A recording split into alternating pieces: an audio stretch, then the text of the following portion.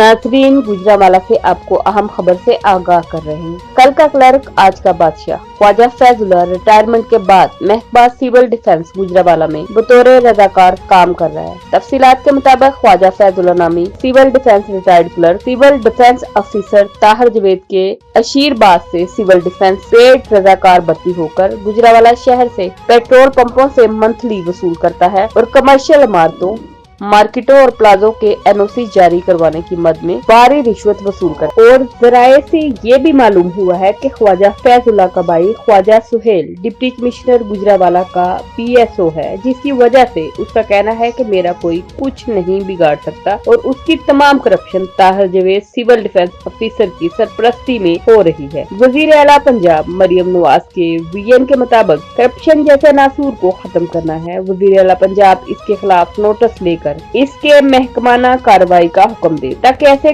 Corrupt अनासर को कफीर किरदार तक पहुंचाया जा सके। ख्वाजा फैजुल्लाह की तरफ से की जाने वाली करप्शन के हकाइक जल्द नशर किए जाएंगे।